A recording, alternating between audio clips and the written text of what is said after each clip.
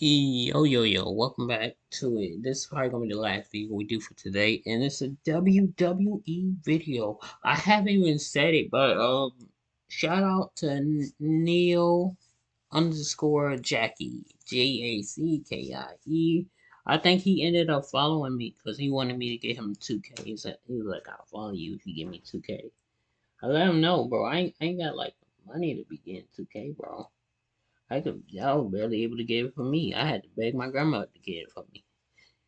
I don't know what he was thinking. But anyways, yeah, since SmackDown is coming on today, we're gonna be watching this. I saw an interview with Paul Heyman and Roman Reigns. They did it on I think September 3rd. It was probably uploaded September 4th, which was 2 days ago.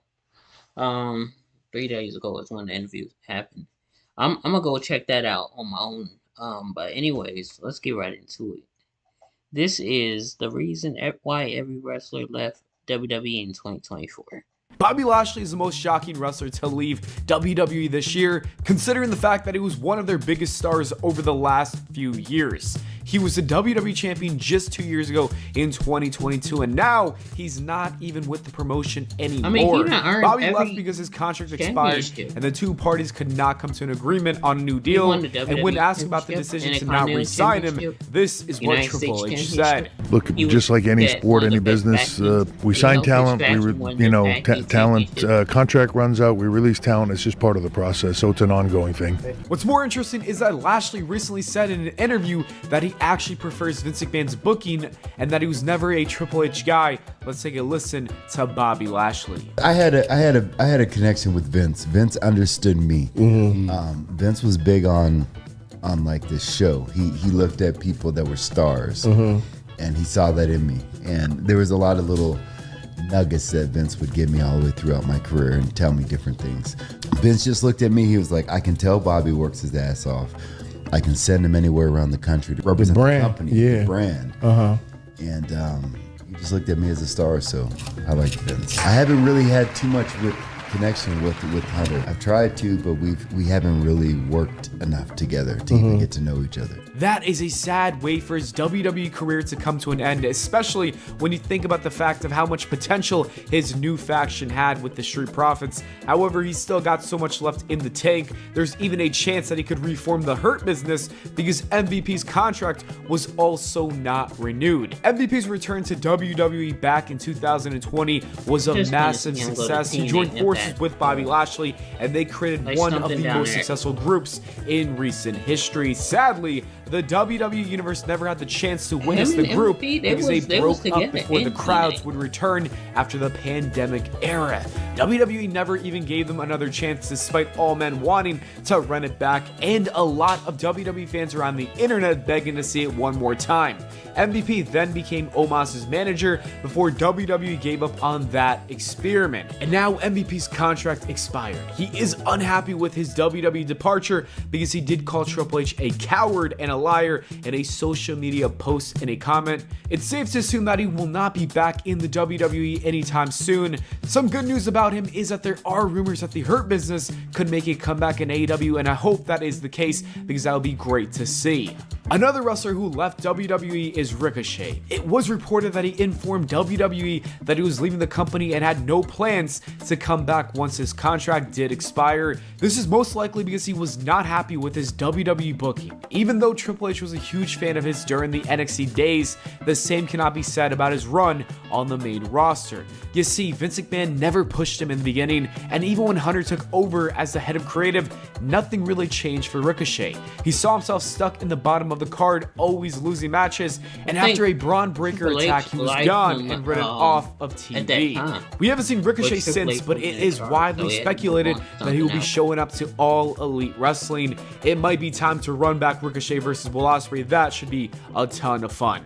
Another shocking departure is Becky Lynch. Her contract technically expired, and she is no longer working for WWE after her feud with Rhea Ripley in the beginning of the year and her short run as a World world That man's champion, champion she already. decided to stay away from wrestling. He is The company something expects her to special. return Reminds me at of some like a, point, but nobody knows if that's going to be the case. Becky got Lynch that did tease that she Roman might be leaving flag. WWE altogether, maybe even joining Goldberg AEW after flag. she thanked her fans after her A&E documentary biography did come out. There's even a chance that was her way of saying she might be never coming back to professional wrestling. If you think about her career, she's done it all. Lynch had all the big matches, the big moments, and the big titles. She had a historic and legendary career. If she wanted to retire yesterday and just hang out with her daughter, I don't think anyone would be upset with that at all. If anything, people would be happy for her. At the end of the day, she's not in the WWE anymore, but WWE officials expect that to change by next year. The next contract to expire was Drew Gulak. He was a former WWE wrestler in the Cruiserweight division who eventually became a trainer. His contract expiring was interesting. It happened a little bit after Ronda Rousey came out to talk about a weird incident she had with Gulak. Ronda basically said that he pulled on her sweatpants string, the little string on their sweatpants, and that made her extremely uncomfortable. This is what she said. I was standing there, and this guy that I was like barely an acquaintance with grabs the string of like my sweatpants as I'm walking by, and he grabs it and he starts going down the hall, and I'm just like, what the was that?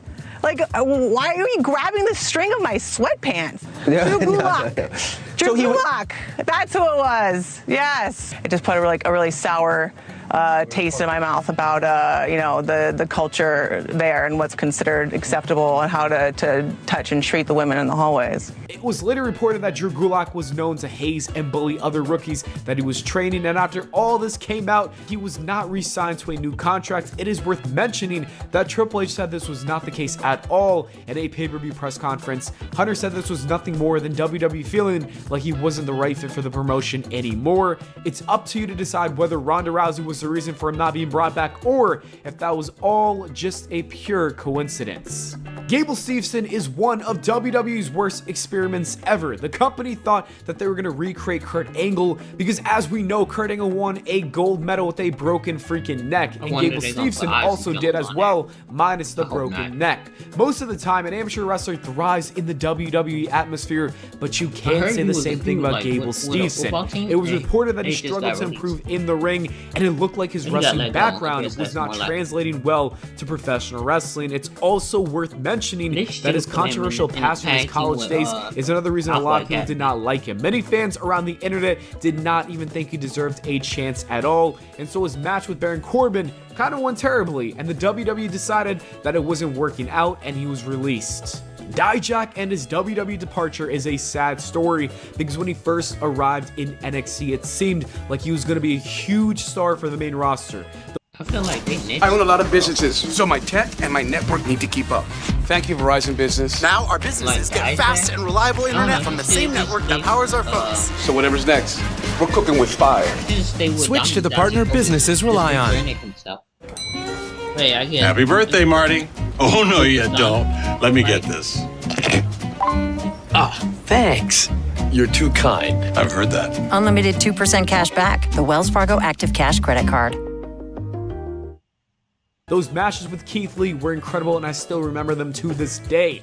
But the WWE ruined all his momentum when they turned him into T-Bar, and after that failed experiment, the WWE sent him back to NXT, where he thrived once again in his rebrand as Dijak. While it seemed like getting sent to NXT was a great thing, that's actually what led to WWE not renewing his contract. The problem was that he had a main roster contract, and he was working for NXT, aka the developmental brand. In order to save money, the WWE decided to part ways with him, and it's sad because he loved WWE and just wanted to make an impact, and I think he could have. You could see that he had all the potential in the world, but it just seemed like the wrong timing, and unfortunately he's no longer with the WWE. Jinder Mahal also left WWE in 2024 after the company decided to not sign him back to a new contract. For a bit, it looked like he was going to get pushed in some capacity because he did work that great promo with The Rock that eventually led to having a World Heavyweight Championship match with Seth freaking Rollins. Despite all that, the company let him go. They did not have future plans for him,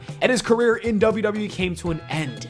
It's shocking to see that WWE did not re-sign Tamina and she left WWE. I only say it's shocking because she's related to the top guy in the company, aka Roman Reigns, and also one of the board members, aka The Rock. Even though she wasn't really being utilized, I did not expect to see WWE not give her a new contract just to make the family happy. With that said, I guess TKO is doing whatever they gotta in order to save money and use that money on new younger talent in NXT. And the last person who left WWE in 2024 is Cameron Grimes. This is shocking considering the fact that he had a couple good runs in NXT, both with Triple H and Shawn Michaels running things. It was even reported that he was told to not worry about being released or anything like that. However, that didn't matter and he's no longer a part of the company. The worst part about his departure is that he never really got a chance to shine on the main roster, and that's a shame. He even posted this incredibly sad video to social media. This is Trevor Lee, also known as Cameron Grimes. Unfortunately, I've been released from my contract. 5 years ago, the last thing that I was able to tell my father, Tracy Cadell, was that I signed with the WWE. I loved working here. I loved working at the WWE. I want to thank absolutely everybody that's helped me. The WWE is all I've ever wanted to do and be. But if I have to go somewhere else now to show them that they missed out, I guess that's what I got to do. Thank you, guys. Go do your thing, bro. That's what Drew McIntyre did. Went to another company, took over. Now he's back on WWE. We could see him in the next 5 years make a return, like all jacked up and everything. Granted, that's what Vince McMahon likes, but who knows? Appreciate y'all for watching. I might watch this next video with y'all. I don't know. I'll think about it. I'm probably not.